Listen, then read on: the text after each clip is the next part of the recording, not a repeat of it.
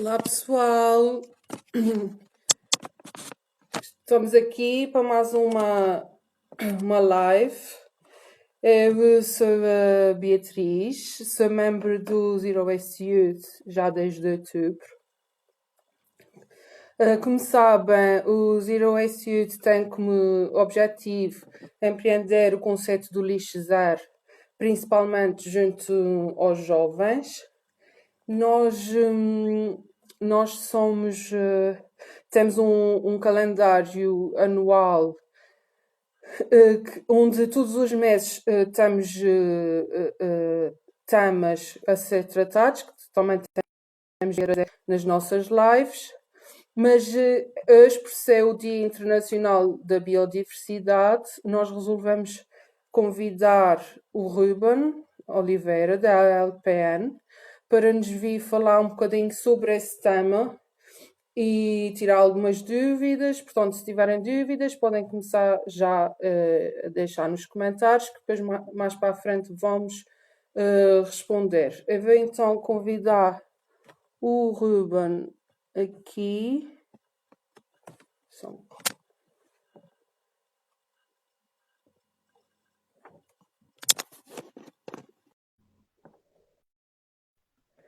Vamos então ver. Epá, estou muito escuro. Olá, Alô, tudo bem? Olá, Beatriz. tudo bem contigo? Também. Estás muito mais iluminada do que eu. Espero ver se eu consigo Pois, resolver isso é a isto. minha primeira vez. Eu Já estive está um aqui bocadinho a melhor. ver se conseguia uma boa luz. Mas pronto, antes de mais, muito obrigada Ora, é essa, por obrigado pelo convite. terem aceito o convite. É um prazer. Isso também é a minha primeira live, portanto vamos ver como é que vai correr. Olha, a minha também, uma estreia para os dois. Pronto, então ótimo. Antes de mais, eu queria que tu te apresentasses para as pessoas saberem um bocadinho quem é que tu és. Ok, então, obrigado por. Já disseste o meu nome, não é? Ruben Oliveira. Sou biólogo de formação. Depois, especializei-me na parte de biologia da conservação, ou seja, na proteção de espécies e habitats. E depois mudei para um bocadinho para a comunicação de ciência. Apercebi-me na minha tese de mestrado que gostava mais de falar do que de fazer investigação. E depois fui enverdando sempre na área da ecologia, principalmente na área da ecologia, e tenho estado associado a algumas organizações não governamentais de ambiente. Comecei pela Sociedade Portuguesa de Ecologia e hoje em dia continuo associado à Sociedade Portuguesa de Ecologia, mas estou também na Liga para a Proteção da Natureza. E resumidamente é isto. Ok, e já é imensa coisa. Já fazes imensa coisa. É assim, eu acho que em relação à biodiversidade, ao conceito de biodiversidade, ainda há, apesar de tudo, de se falar muito nisso, eu acho que ainda há algumas dúvidas sobre o que é que é. E gostava que tu, antes de mais, pudesses explicar exatamente o que é, só para as pessoas perceberem e para começar depois a tratar do assunto. A biodiversidade lá está, a diversidade de vida que existe no nosso planeta, desde as plantas, passando pelos animais, que é o que geralmente a gente mais gosta, os fungos, os insetos, portanto, tudo o que tem vida no planeta compõe a biodiversidade. E é muito simples, é um conceito que não dá margem para dúvida. Incluindo nós, não é? Porque há Incluindo pessoas nós. que deixam Exatamente. um bocadinho essa parte de Infelizmente, há falar. muitas pessoas e grande parte dos problemas que existem é porque nos põem à parte das restantes formas de vida do nosso planeta e nós somos uma parte intrínseca dela. Exatamente, é verdade. Será que podias explicar um bocadinho o que é que tu achas sobre o desequilíbrio o que é que o desequilíbrio do planeta interfere na biodiversidade? Portanto, o desequilíbrio do planeta tanto interfere na biodiversidade como é provocado pela biodiversidade. Portanto, é uma pescadinha de rabo na boca. Por exemplo, fala-se muitas vezes das alterações climáticas e que vão prejudicar a biodiversidade. Na realidade, a perda de biodiversidade também prejudica as alterações climáticas. Portanto, tudo está ligado, tudo no planeta é uma rede. E no que toca à biodiversidade, não sei se a analogia que eu costumo fazer é a maior parte das pessoas conhece aquele jogo com pecinhas de madeira que é a Jenga. Não sei se conhece, Beatriz. Sabes que vais tirando pecinhas de madeira de uma torre e se tirares demasiadas ou as erradas, a torre acaba por cair. Ah, sim, sim. Sim? Pronto. Basicamente, os Uhum. ecossistemas funcionam assim. Se virmos o ecossistema como uma torre, a torre é mais sólida e robusta se tiver lá todas as suas peças. E à medida que nós vamos retirando essas peças, vai se tornando mais fraca. Até que, se tirarmos a quantidade em demasia ou as mais relevantes, o ecossistema colapsa. E, portanto, colapsando o ecossistema, colapsam também todos os serviços que eles nos dão e que prestam, desde a regulação climática, por exemplo, à limpeza do ar, à, à, à fertilização do solo, portanto, à polinização, de tudo um pouco. Portanto, acaba por colapsar todo o conjunto de funções e serviços que os ecossistemas nos dão. Pois, porque eh, cada elemento tem uma função importantíssima, né, Exatamente. para nesse equilíbrio. Portanto, todos têm um pequeno papel. Portanto, há Exato. várias espécies que desempenham o mesmo papel no ecossistema. Portanto, é o que nós chamamos de grupos funcionais. Mas o que acontece é que essas, geralmente, quando uma espécie está a desaparecer, as outras levarão pouco tempo a seguir o mesmo caminho. E, portanto, essas funções vão-se perdendo ou vão-se ficando enfraquecidas. E, na realidade, basta ficar enfraquecidas para o ecossistema entrar em desequilíbrio. Uhum. Exato. Ok. Nós, nos últimos anos, estamos vendo a assistir cada vez mais uma extinção de várias espécies e agora está a ser cada vez pior. Hum, Como é que tu vês o panorama no futuro? Achas que o que nós estamos a fazer agora é suficiente para, não é bem trazer de volta, mas estamos a fazer o suficiente para que não chegamos a um ponto que não há volta a dar. Bem, esses pontos que não há volta a dar estão cada vez mais perto. Ouve-se muitas vezes falar eles são chamados tipping points. Nós sabemos que se o planeta aquecer acima de 1,5 graus, não é? Que a disrupção dos ecossistemas será imensa. E, portanto, nós estamos a caminhar para isso. No entanto, tanto está nas nossas mãos a destruição dos ecossistemas, como está a sua recuperação.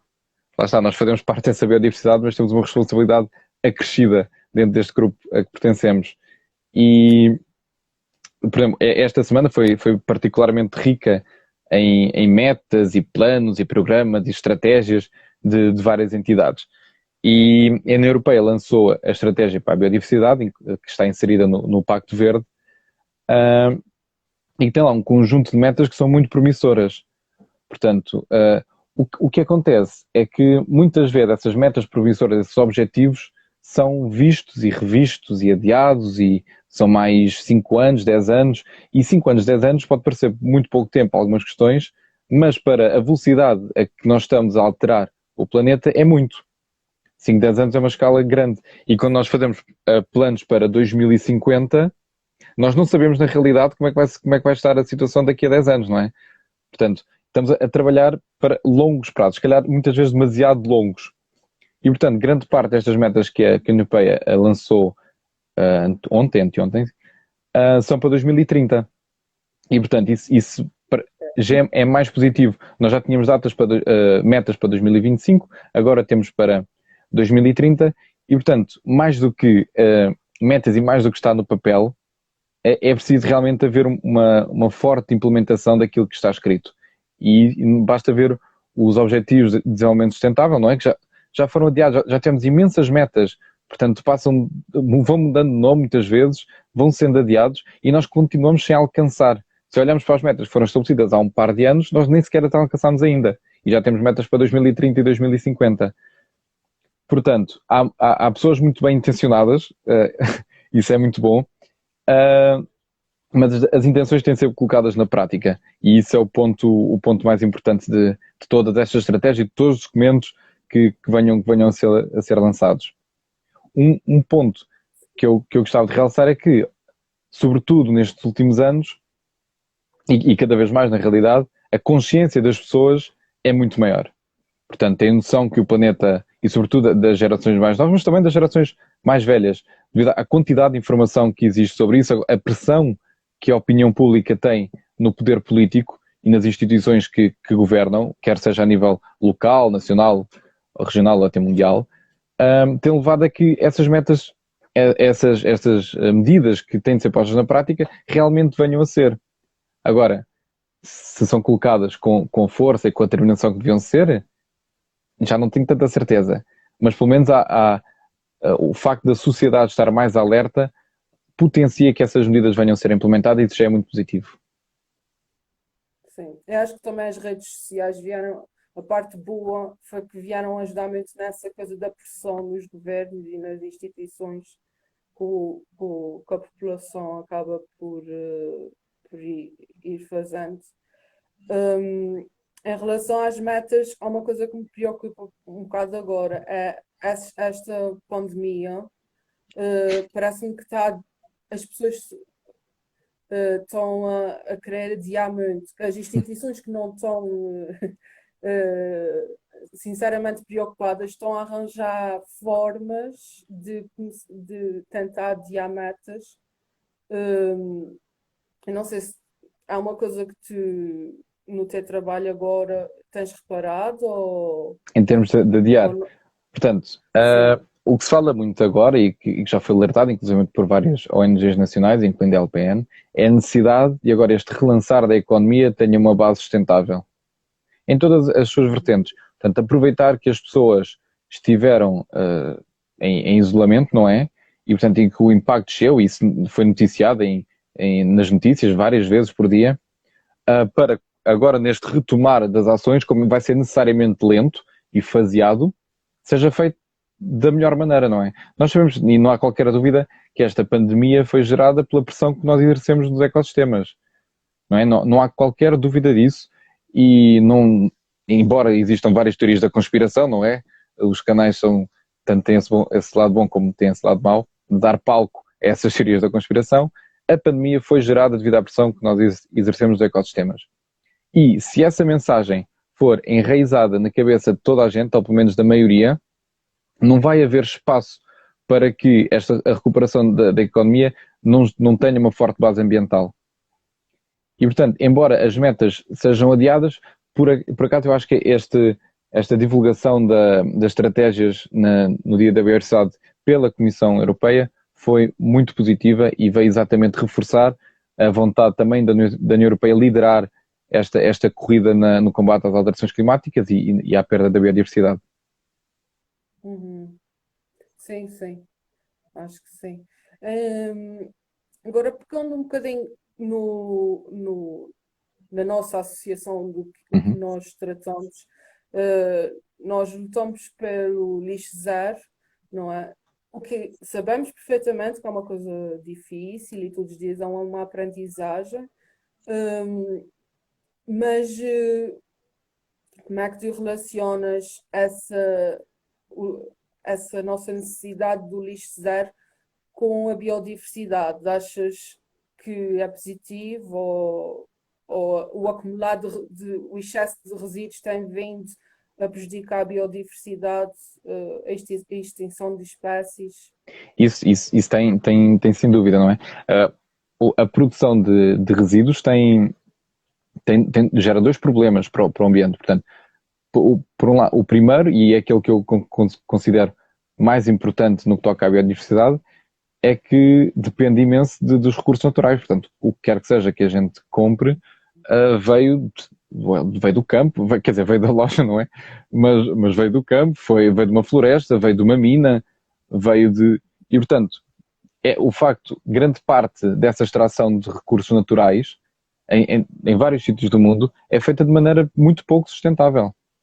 Não é? Quer dizer, nós adoramos produtos à base de chocolate com avelã e etc. E esquece isso. É muito bom, é verdade, é muito bom, toda a gente gosta, Mas a maior parte, ou grande parte das florestas de produção de cacau, por exemplo, são monoculturas intensivas que são plantadas em países que têm regras, ou, aliás, muitos deles até têm regras eficientes e bem feitas para a proteção do ambiente, mas depois não têm capacidade para as implementar. E não é preciso ir muito longe, nós cá em Portugal também temos regras muito bem feitas, mas a fiscalização não permite que elas sejam implementadas. Portanto, imaginem nos outros países com menos condições. E, portanto, esta extração de recursos exagerada e insustentável é uma das principais ameaças à biodiversidade. E em Portugal, por exemplo, nós tivemos o caso da exploração de lítio, por exemplo, em que a única coisa que nós, neste caso, a LPN, impusemos foi que a exploração de lítio, para já, Portugal tem um problema que é nós fazemos muitas vezes as coisas em cima do joelho, não é? É a português. É em pouco tempo e são decisões ali para aquele ano e o que vier a seguir não importa. E a única coisa que nós temos foi que não seria, ou que era completamente impensável haver exploração de lítio em áreas protegidas, por exemplo, ou em zonas classificadas. E, portanto, e o lítio, todos nós sabemos que é importantíssimo para as baterias dos carros elétricos, por exemplo. Portanto, há toda uma cadeia e uma rede mundial, não é? Porque a grande parte da produção de objetos depende de componentes que vêm de todo o mundo, não é? Um objeto é uma rede de países que está ali, o telemóvel é uma rede de países que está na nossa mão, e esquecemos que nesses países, ou nos países de origem, grande parte dos recursos são extraídos de forma completamente insustentável. Muitas vezes com peso para o ambiente, com peso para as comunidades locais que muitas vezes são exploradas, e esse a meu ver, é o ponto que eu gosto mais de realçar quando falo nesta questão dos resíduos. Antes de pensar para onde é que eles vêm, temos de pensar como e onde é que eles são produzidos. Não é à toa que agora se ouve muito falar na importância de comprarmos local. Por exemplo, tem uma pegada muito menor e estamos a apoiar localmente as comunidades e, portanto, isso é muito importante. E depois temos o outro lado, quer dizer, nós compramos, geramos provocamos essa pegada devido aos materiais que vêm, usamos, e aqui é o segundo ponto, não podemos usar ou nem sequer podemos pensar em continuar nesta lógica de ter objetos com um pequeno tempo de vida útil, não é? Se não é o descartável, já nem sequer falo do descartável, não é? Mas continuam a haver muitos objetos que têm um tempo de vida pouco útil, não é? E depois nós muitas vezes também compramos, ou temos em nossas casas, por exemplo, objetos que se usarmos uma vez num ano, já é muito, não é? Portanto, se calhar faz sentido repensar esta compra exagerada e trocá-la por serviços. Por exemplo, em vez de, sei lá, de eu comprar ter um escadote em casa que sei que só vou usar quando a minha lâmpada se fundir, ter esse serviço fazer parte de uma estratégia alargada. Portanto, nós estamos a dar recurso a outras pessoas e escusamos ter o escadote em casa. E o escadote, certamente, se houver uma pessoa que só cujo único trabalho é trocar lâmpadas e que tenha um escadote, vai usar o escadote imensas vezes. E, portanto, a quantidade de vezes que nós usamos os objetos que compramos e o tempo de vida útil deles é também muito importante ser repensado. Portanto, estamos na produção, agora o uso e depois o descarte. E o descarte, naturalmente, quer dizer, não só tem muito a ver com a quantidade, não é? Com a quantidade e o que vem sempre a público são os plásticos. Os plásticos são um material fantástico, vieram resolver-nos imensos problemas, têm imensas aplicações, mas porque é que nos resolveram imensos problemas? A maior parte das vezes porque são muito resistentes. E naturalmente o material que é muito resistente demora muito tempo a degradar-se. E por isso é que é comum nós vermos. E nós lá está, quando eu falo somos, todos nós como humanidade somos, na maior parte, irresponsáveis, ou fomos irresponsáveis até este alerta, desta consciencialização, irresponsáveis no descarte desses resíduos, e agora é o que se vê, não é? Com as ilhas de lixo no Pacífico, com fotografias e casos todos os dias a virem de animais marinhos mortos com quilos e quilos de plástico no seu interior. E eu acho, sinceramente, no meu ponto de vista, que, lá está, muito à português novamente, mais vale prevenir do que remediar. E em vez de estarmos a gastar, ou irmos gastar milhões de euros a remover plásticos oceanos, isso só pode ser feito em paralelo se retermos os resíduos na fonte. Portanto, em vez de os ir apanhar ao mar, não os mandemos para o mar. É muito mais simples. E, portanto, essa tem sido um bocadinho a filosofia que eu tenho defendido. Desculpa, estou a falar muito. Sim. Não, não, ótimo. É para isso que nós cá estamos. Sim, vocês nas espécies que trabalham mais, uh, têm mais proximidade na Alpen, vocês notam que estão a aparecer mais indivíduos mortos por estarem presos em resíduos ou por terem se focado com a ingestão de resíduos ou alguma dessas opções? Essas não são as principais ameaças à nossa espécie. Não tenho. Lá está, eu como trabalho mais a comunicação e a parte da educação ambiental, tenho menos contacto com aquilo que se passa no campo. Portanto, as principais ameaças às espécies com as quais trabalhamos são também de origem humana. Isso também não há dúvida, mas é, por exemplo, o uso ilegal de venenos no campo, por exemplo, que é um assunto também que não cabe na cabeça de ninguém e continua a ameaçar e a matar várias espécies protegidas. Mas neste caso particular, nós lá está, trabalhamos muito com a águia imperial ibérica, com o lince ibérico, com as aves estepárias e, portanto, as aves estepárias dependem de largas áreas de estepes cerealíferas e, portanto, é muito difícil haver lixo, felizmente, nessas zonas. Portanto, mas sim, Ok. os casos que surgem mais são mesmo dos animais marinhos porque são mais suscetíveis a partir daí, sim. Sim, exato. Os outros animais eh, terrestres Uhum. estão como o lince ibérico e o lobo ibérico também, né? Que Nós não vocês trabalhamos com têm. o lobo ibérico, não. Ok. Mas também, se Eh, quiser perguntar alguma coisa, pensa um pouquinho. ótimo. Se calhar como também estão em zonas mais onde há menos população, mais escondidos, não sei se é a realidade ou não, mas se calhar, pronto, não levam tanto com essa parte dos resíduos estarem. Sim, quer dizer, eh, eu agora estava aqui a pensar que nós, por exemplo, imagina que vamos para um parque natural, não é? Nós temos tendencialmente a deixar mais resíduos em zonas, como por exemplo, junto às estradas, que se vê muitas vezes, em parques de merendas, portanto, em zonas preparadas para nós, para os humanos. E as espécies geralmente evitam essas zonas, o que é bastante positivo.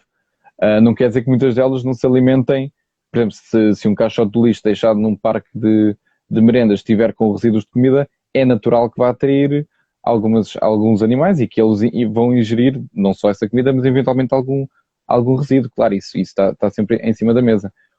No mar, nós temos o problema de as coisas movimentam-se. Se nós deixarmos cair uma folha de papel aqui no chão, a não ser que venha algo mais pesado, vá, deixarmos cair o telemóvel no chão, ele fica lá, não é? A não ser que chova muito e que ele seja arrastado para o outro lado, não é? Mas no mar não é isso. Se nós deixarmos cair o telemóvel ao mar, além de nunca mais o encontrarmos, não é?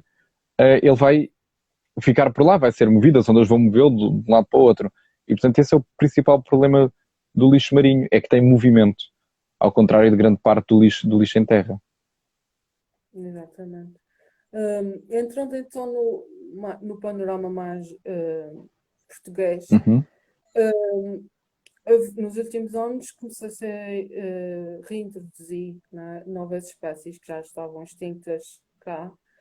Um, por exemplo, no caso do lince ibérico, Uhum. que acho que talvez seja uma das Das mais mais famosas, sim, conhecidas. sim, sim. Exatamente. Um, quais é que foram as consequências da falta desses animais no nosso território? Houve aumento, por exemplo, de outros animais, ou outros animais apareceram? Ok.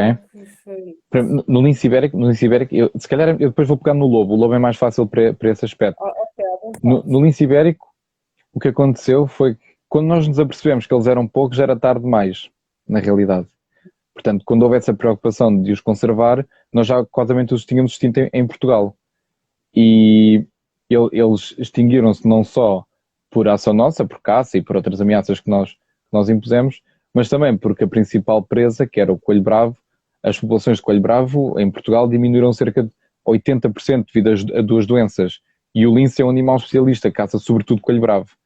Portanto, quando nós fazemos projetos de conservação das espécies, há toda uma rede de preocupações que nós temos até. Há pessoas que têm a ideia que a conservação ela está por vedar uma certa área e os animais ficam lá felizes e contentes. Mas não, a conservação é preparar todo o habitat para o animal, em termos de condições, em termos de, muitas vezes, de criação de charcos para terem água no verão, criação de maroços que são, portanto, amontoados para que o coelho bravo tenha ou possa facilmente fazer tocas em zonas onde não poderia ou teria dificuldade. Portanto, para conservar o lince, por exemplo, houve um conjunto enorme de medidas de preparação do território para ele poder vir para cá. E o lince existe cá porque há um esforço português e espanhol muito, muito forte. Nós temos cá o Centro de Recuperação, Centro de Reprodução, aliás, do lince ibérico em Silves. Em Espanha, creio que existam 3 ou 4. E, portanto, há um esforço concertado para a recuperação do lince. E o lince teve um título muito fácil de agarrar, que era o felino mais ameaçado em todo o mundo. Portanto, ele estava mesmo a desaparecer. Nós estávamos a vê-lo a desaparecer de ano para ano. E, portanto, o lince está a recuperar, o estatuto de ameaça já decresceu e felizmente está a repor o seu papel nos ecossistemas. Mas, por exemplo, por exemplo, o exemplo da águia, antes ainda de ir ao lobo, a águia também é um predador de topo, está no topo da cadeia alimentar, e nós também temos um projeto de recuperação para a águia imperial ibérica. Como se alimenta, por acaso alimenta-se também de coelho bravo. O coelho bravo está na base de grande parte das cadeias alimentares do Mediterrâneo. O facto de se alimentar de coelho bravo e ser uma espécie muito territorial, o facto de cada vez mais de existirem cada vez mais indivíduos devido aos esforços de conservação, a uma velocidade bastante lenta. Isto é uma coisa que também às vezes é muito difícil de explicar às pessoas. Portanto, a conservação é feita a médio e longo prazo. Portanto, não é fazer um projeto e fica lá feliz e contente e reproduz lá. Não, é muito contínuo. O facto da águia imperial ibérica estar a retornar e o abutre negro também, exatamente, como estão ali a dizer nos comentários, tal e qual. Também tivemos um projeto para o abutre preto, não é? Negro. O facto da águia estar a voltar está a competir, que existe uma competição com outros predadores, como por exemplo as raposas, etc. E portanto existem uma competição nos territórios, as raposas existem em menor quantidade, até por exemplo a águia imperial ibérica preda crias de raposa, por exemplo, e as raposas são muito mal vistas. Portanto, às vezes, se nós fizermos este clique, é muito comum as pessoas do interior, e eu já tive familiares a dizer que as raposas entravam e comiam as galinhas todas do galinheiro, e se calhar se nós dissemos, olha, por acaso a nossa recuperação da águia imperial ibérica está a ajudar nisso. Sabe, a águia imperial ibérica come crias de raposa, não é muito bonito às vezes dizer, mas é a realidade. E portanto vai haver menos raposas, conservar a águia imperial ibérica. Portanto, há sempre este jogo nos ecossistemas. Mas o lobo é uma espécie muito, muito engraçada neste aspecto, porque o facto de ter desaparecido na maior parte das zonas do nosso país levou, por exemplo, as populações de corso e de veado, que são as suas principais presas naturais, tenham aumentado imenso. Portanto, e existe alguma sobrelotação de zonas com estas populações de ungulados. Mas há um caso muito famoso do lobo, que é o caso de Yellowstone. Já ouviste falar? Não. Boa. Vou-te contar uma novidade então. Assim é ótimo. Portanto, Yellowstone foi o primeiro parque nacional do mundo, nos Estados Unidos, e que lá está, o lobo sempre teve e ainda tem uma história difícil com o homem. E o que aconteceu foi que caçaram, basicamente, e mataram todas as populações de lobo do parque de Yellowstone.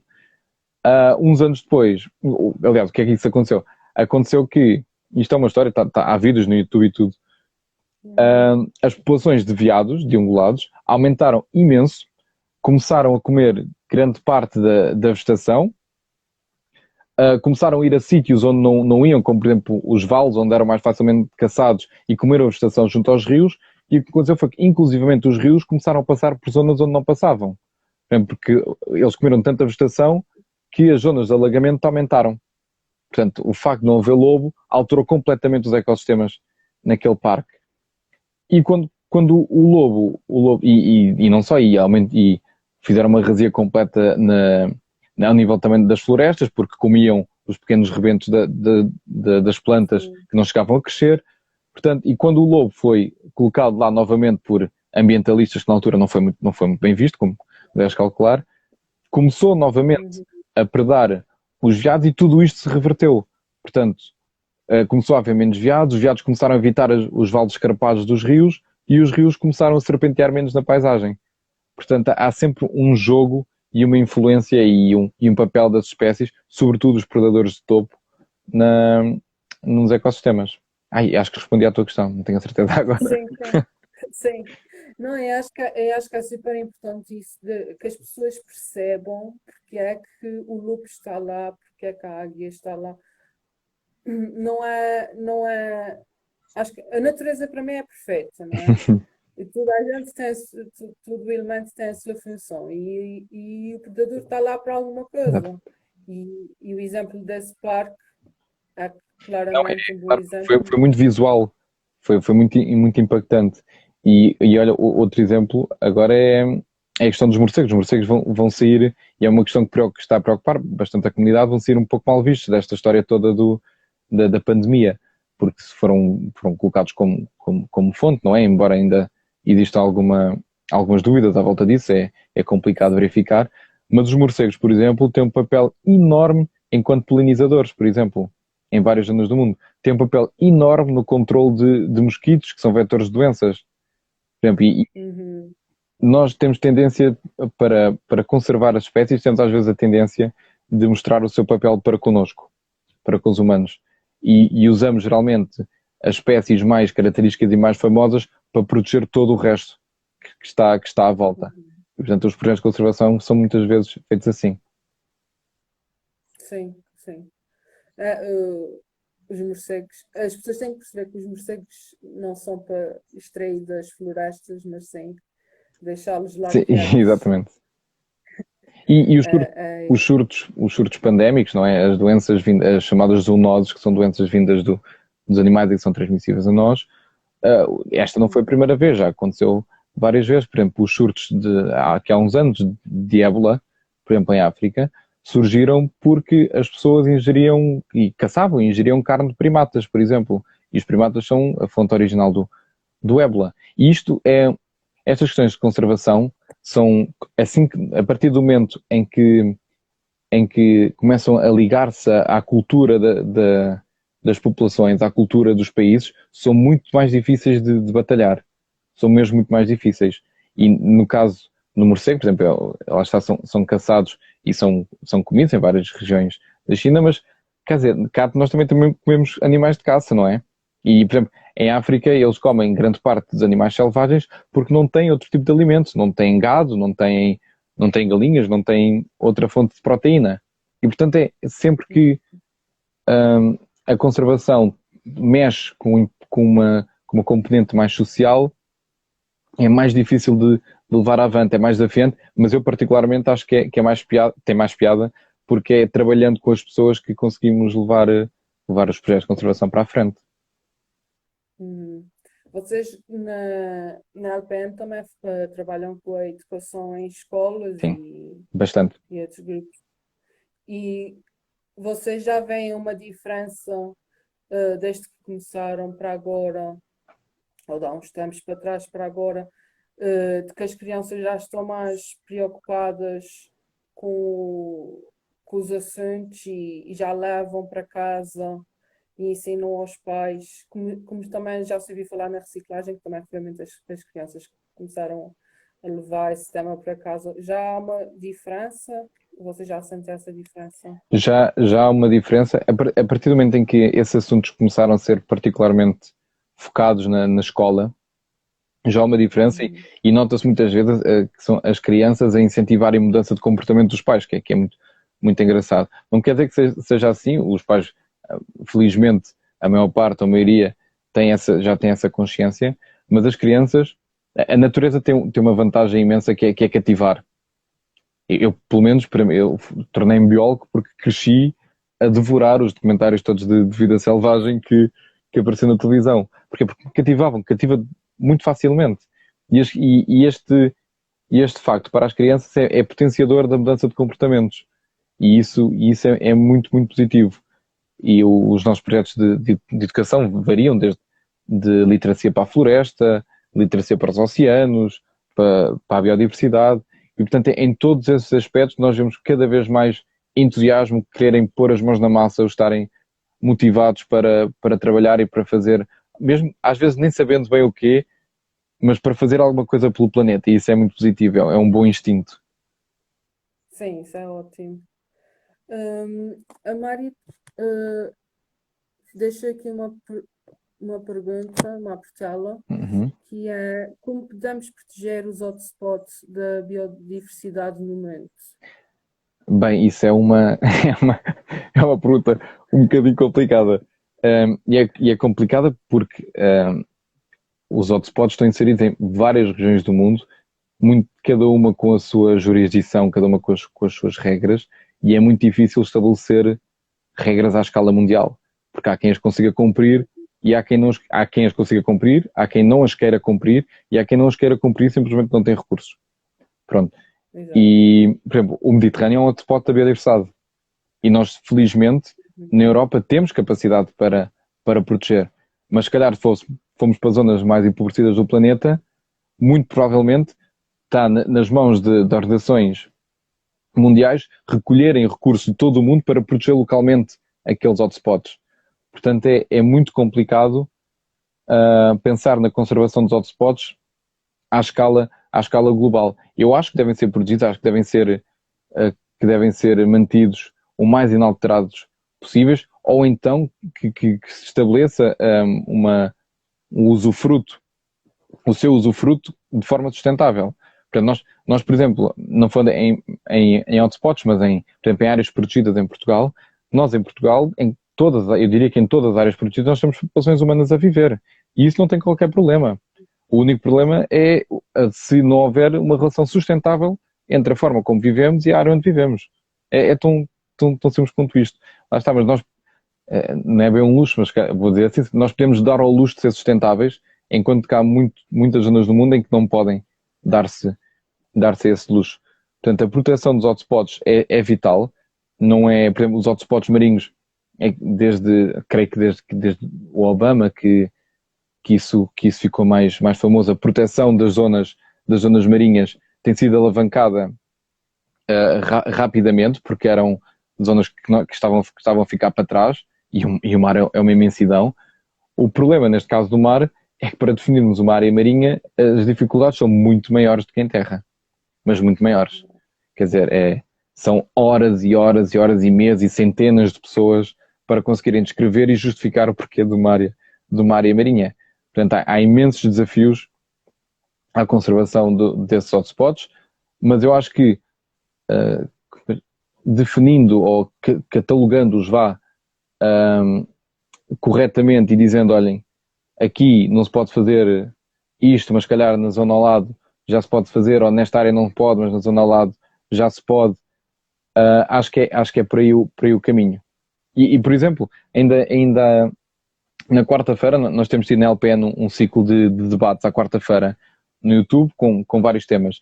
E no último tema foi sobre, a questão era se estamos a conseguir preservar a biodiversidade marinha. E o exemplo que eu dei maior destaque, porque não sabia, é que, por exemplo, no Parque do Sudoeste Alentejano e da Costa Vicentina há uma zona marinha protegida onde não se faz nada. Onde é proibido fazer qualquer atividade, a não ser mergulho científico, creio. E o que acontece é que as populações de peixes aí são muito maiores e muito mais diversas. E o que acontece, naturalmente, é que eles não ficam confinados à nossa noção de área marinha, não é? As espécies não veem fronteiras, ao contrário de nós. E naturalmente crescem nessa zona porque estão protegidos e depois vão para zonas de pesca. Ou seja, nós estamos a proteger uma zona muito importante para a biodiversidade e eles depois saem e são pescados, sustentavelmente, esperamos nós, pelos pescadores. Portanto, a conservação tem um elevadíssimo impacto económico e na sociedade, e é sempre um impacto positivo. E isto é um argumento que deve ser implementado e que deve ser passado e que deve passar a fazer parte da consciência de todos nós. Sim, porque exatamente, se não houver conservação de áreas marinhas, o peixe já está a diminuir e já está a haver problemas, De né, na estoques e pesca. redução de estoques e regras impostas pela União Europeia para não pescar, exatamente. Exatamente. Todos os anos temos o caso da sardinha. Quer dizer, eu acho que é todos os anos, porque desde que eu me lembro de há uns anos para cá, há um assunto recorrente que está sempre a falar do assunto e que os pescadores E, e, a, ficam e a sardinha é muito revoltados. engraçado, porque a sardinha, pegamos novamente no aspecto cultural. Porque se calhar se fosse Exatamente. outro peixe, sei lá, se fosse o carapau ou a cavala, se calhar não havia tanto problema. Mas como nos santos populares se come sardinha, é um problema para a sociedade. Portanto, há sempre este jogo e esta dinâmica. Exatamente. Educar as pessoas para que percebam exatamente Exato. que é preciso a conservação para depois ser também atividade económica, Sim, não é? é importantíssimo. Quer dizer, por exemplo, um dos setores do turismo que está a crescer mais é o turismo de natureza. E é só possível fazer turismo de natureza se tivermos natureza, não é? E, as áreas protegidas empregam milhares de pessoas em toda a Europa. Portanto, e mais do que isso, as áreas protegidas são muito importantes para desenvolver localidades que às vezes estão muito afastadas de centros urbanos. E, portanto, que a única forma de sobreviver é porque têm empregos que se relacionam com a área protegida, ou com o turismo, ou com o alojamento, ou com a restauração.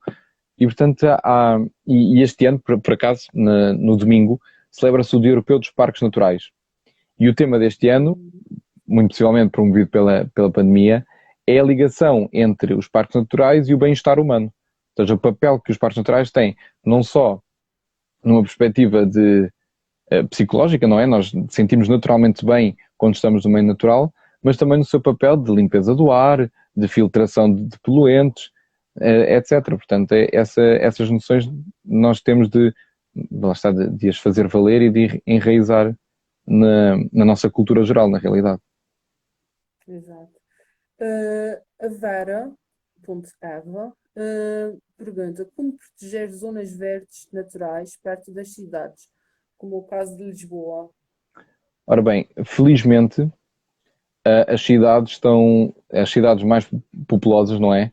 Novamente, lá está, quando eu estou a dizer isto, estou a pensar no caso de Portugal. Há cidades muito populosas onde, novamente, é impossível ter estas preocupações. Pronto. No caso de Portugal, o que nós temos visto é que existe uma maior preocupação em ter cada vez mais áreas verdes urbanas. E as questões são muito simples, quer dizer, as áreas verdes urbanas filtram poluentes, são zonas de infiltração de água que diminui o risco de cheia, diminui o que nós chamamos o efeito ilha de calor, ou seja, quer dizer que diminui a temperatura média da cidade em algumas zonas. Lá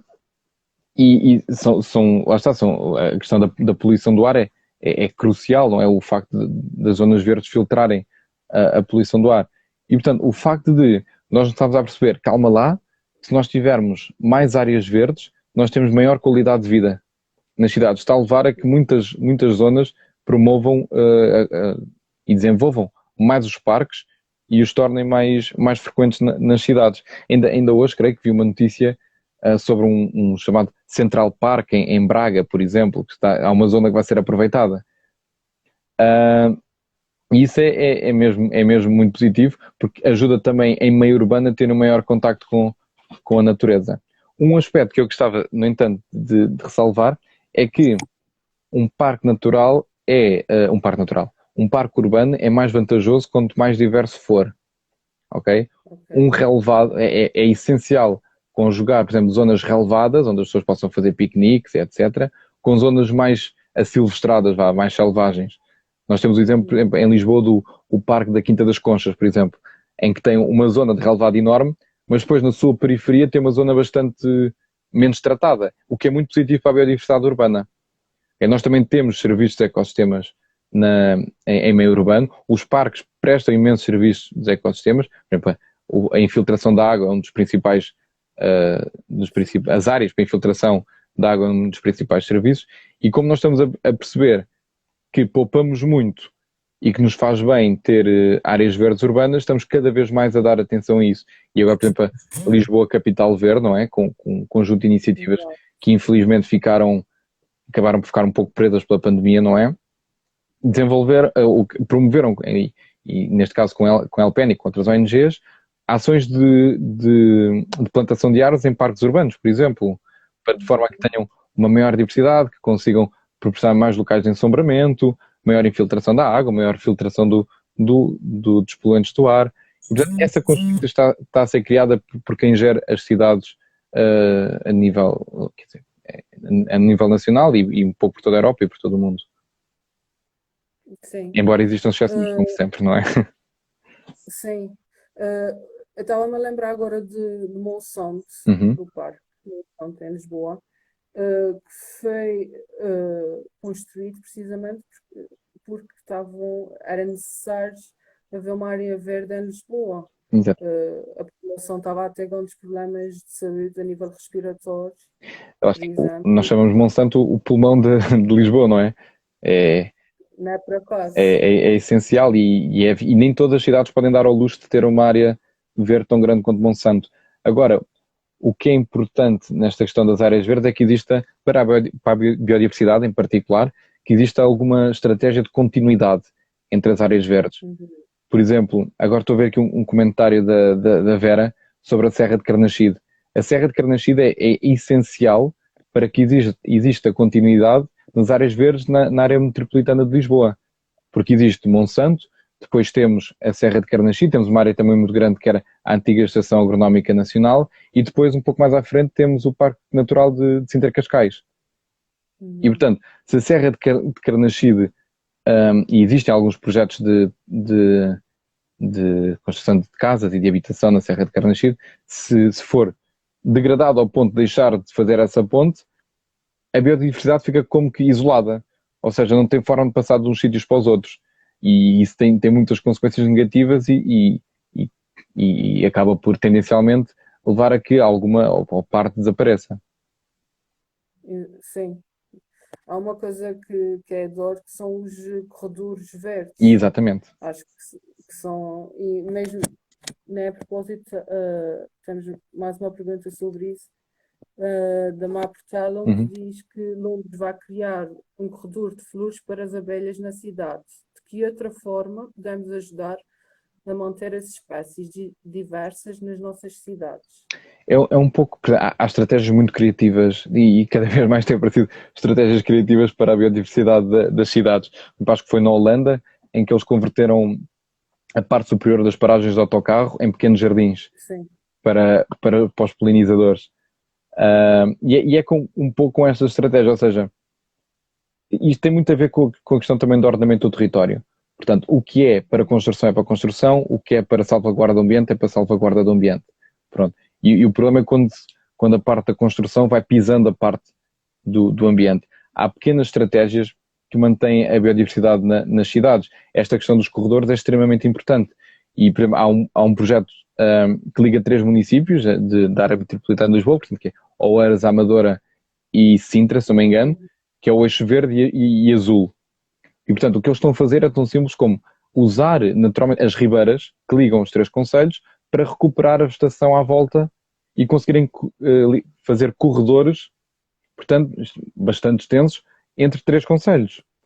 E portanto, isto é super importante, quer dizer que diminui imenso o stress e a perturbação neste caso, destas ribeiras e promove a biodiversidade. Portanto, isso é mesmo muito, muito importante. Há estratégias, há muitas estratégias. Os telhados verdes promovem naturalmente a biodiversidade. Voltando àquilo que eu disse, o facto de termos jardins diversos e que não sejam só relevados promove muito a biodiversidade. Portanto, há pequenas estratégias e nós de certeza que havemos de ver algumas a serem implementadas no nosso país dentro de pouco tempo. Espero que ainda este ano. Que vão nesse sentido, e particularmente em Lisboa, que com esta bandeira da Capital Verde está bastante vocacionada para isso. Sim. Essa do topo das estações Essa é muito de engraçada. autocarro muito bem pensada. O AM Castelo diz sobre a superpopulação humana é um grande problema para a biodiversidade. Como podemos estruturar melhor as cidades e espaços naturais para compensar esse desequilíbrio na natureza? Bem, isto tem, lá está, tem tudo, uma vez mais, a ver Desculpa, com. desculpa, ele depois diz criar mais áreas verdes, expandir as cidades com mais vegetação, criar santuários de animais. Eu, portanto, estou a falar de cidades, é isso, não é? Ainda de cidades. Sim, Sim, sim. as cidades, esta promoção da biodiversidade nas cidades tem sobretudo a ver com o ordenamento das cidades. Portanto, Uhum. e falando de outras zonas do país, por exemplo, no Algarve, por exemplo, é muito frequente nós vermos casas encostadas às falésias. Quer dizer, vilas inteiras ou aldeias inteiras encostadas às falésias, ou casas de luxo que ninguém sabe muito bem como é que elas foram lá parar, porque são Exato. zonas particularmente sensíveis. Portanto, isto não cabe Desculpa, até o caso de Troia. até o caso de Troia, já nem, não estava a pegar por aí, mas o caso de Troia é crasso também, não é? Portanto, é um empreendimento que vai ocupar uma zona que, quer dizer, que tem das dunas mais bem conservadas do país, que é um refúgio para este tipo de vegetação e de biodiversidade dunar, e que, lá está, ninguém percebe, ninguém percebe bem porque o que é que aquilo. Quer dizer, eu percebo o ponto de vista de quem está a investir naquilo, é um paraíso, é uma zona idílica, não é? Potencialmente vai ser muito concorrido, mas este desequilíbrio não pode continuar, não é? Se há uma zona para construção, que se construa nessa zona, se há uma zona para conservação, que se conserve nessa zona. E por exemplo, com os incêndios, e ainda antes de pegar nas cidades, com os incêndios, um dos principais problemas que nós temos é o desordenamento do território. Não é? Porque temos uma casa aqui, passados 500 metros temos uma casa acolá, passados outros 500 metros temos uma casa mais longe, depois em cima do monte temos uma única casa. Quer dizer, o facto de estar tão disperso dificulta imenso, por exemplo, o combate aos incêndios. E nas cidades é um pouco isso. Portanto, por um lado, temos de definir zonas para habitação e por outro zonas para zonas verdes. E estas coisas têm de estar muito bem ligadas, porque nós ganhamos muito em termos de saúde que as zonas de habitação sejam pontuadas por zonas verdes. E, portanto, o facto de haver santuários para a biodiversidade, como estavas a referir, nas cidades, eu receio que vá diminuir a importância dos santuários para a biodiversidade, das áreas protegidas que existem mais no interior. Portanto, nós não temos biodiversidade suficiente para criar santuários nas cidades. Okay? Elas prestam imensos serviços, são muito, muito importantes. Mas nós, é simples, não temos um reduzido número de espécies. Quer dizer, aguentar o stress de uma cidade, às vezes para nós é complicado, imaginem para as espécies de animais, não é? E portanto tem tudo muito a ver com o ordenamento do território, ou seja, onde é para ser verde, é para ser verde, se temos de ligar as áreas verdes, ligamos. E onde é para construir, constrói-se, sempre com respeito pela, pela área onde está a ser construído e sempre, quer dizer, com base naquilo que é minimamente pedido. Lá está o caso das casas dos empreendimentos nas dunas ou empreendimentos nas falésias, são projetos que, no caso das dunas, destrói os habitats, aumenta a erosão e, no caso das falésias, que, ao fim e ao cabo, acabam por estar lá a prazo, não é? Exato. A Vera diz que a desertificação do interior também é uma causa dos incêndios. Também é uma causa de incêndios. Porquê? Devido ao abandono da agricultura, sobretudo. Portanto, Exato. o facto das pessoas de haver nós todos lemos isso nos livros de história, como um êxodo rural, que as pessoas vieram todas Uhum. para as cidades. E a verdade é que é muito difícil manter. E quando eu estou a pensar na agricultura, estou só a pensar na agricultura tradicional, sustentável. Não estou a pensar na agricultura extensiva e olivais, etc., que só degrada, mais uma vez, só lá está a prazo. Portanto, é uns anos, Exato. depois o sol não dá mais nada e vamos embora. Pronto. O facto destas práticas agrícolas tradicionais não serem incentivadas e não terem, muitas vezes, fundos e estímulos a que existam, faz com que as pessoas acabem por abandonar os campos e porque não conseguem subsistir daquilo, ou dá mais trabalho do que outra coisa. E o que acontece? Abandonando o campo, eu vim para a cidade e mesmo tendo um terreno no interior do país, quer dizer, se aquilo não me dá nada, eu muito provavelmente vou acabar por me desleixar. Desleixando, não acabo por não gerir e não gerindo fica mais suscetível a incêndios. Portanto, é naturalmente isso que acaba por acontecer e mais uma vez, a falta de gestão e de ordenamento do território do interior potencia imenso isso e potencia os incêndios florestais. E mais do que os incêndios florestais, a probabilidade de ocorrerem e a sua dimensão. Uhum. A Má Portala pergunta qual é que é o impacto desses incêndios na biodiversidade. Bem, o impacto dos incêndios além dos impactos diretos, não é? De morte direta de animais, é porque as zonas que ardem demoram dezenas de anos a recuperar e a retomar as funções que tinham antigamente, não é? Portanto, né, quando uma zona arde, começa a decorrer um processo que nós chamamos de sucessão ecológica. Portanto, primeiro rebentam um tipo de plantas, que depois são substituídas por outras, que depois são substituídas por outras, até alcançar novamente o seu estado pleno. E, portanto, o que acontece nas áreas ardidas é que demoram imenso tempo a ter as condições necessárias à biodiversidade que lá estava. Demoram imenso tempo a ser repovoadas por essa biodiversidade. E eu estou a pensar apenas em animais, já para não falar nas plantas, não é? Que os animais ainda se mexem, as plantas não se mexem. Portanto, os incêndios têm outro problema que é potencialmente arrasarem populações inteiras de certas espécies de plantas. Por exemplo, ou seja, se existe, imaginem que há um incêndio no Gerês, e no Gerês há certas zonas que são particularmente críticas e que protegem muitas vezes espécies em si, poucas espécies. Se há um incêndio no Gerês em que se aquela espécie só existe sei lá, em 2 km quadrados e aquilo arde tudo, né, a espécie desaparece. É tão simples quanto isto e não volta. E portanto os incêndios têm não só esses impactos diretos, como depois têm os impactos diretos que demoram muito tempo a ser repovoados e a permitir que as florestas e os campos ganhem novamente a sua biodiversidade. Uhum. A conversa está ótima, mas estamos pouco mais de 2 A minutos para sério, acabar. eu sou muito rápido. Sim, sim. Eu gostava que deixasses algumas palavras, o que é que podemos, tipo um resumo, do que é que podemos fazer para ajudar na manutenção da biodiversidade e também o que é que podemos fazer para apoiar a LPN, Ok. que acho que também é super importante. As duas coisas estão muito ligadas. Portanto, Hum, tal como na questão da lâmpada de há bocado, portanto, que não é preciso toda a gente ter um escadote porque há alguém que possa trocar que tem um escadote e que possa trocar essa lâmpada. Nesta questão da conservação da natureza é exatamente igual. A partir do momento em que existe uma consciência geral da sociedade que é preciso conservar a natureza, esse é o pilar mais importante e tudo vem daí.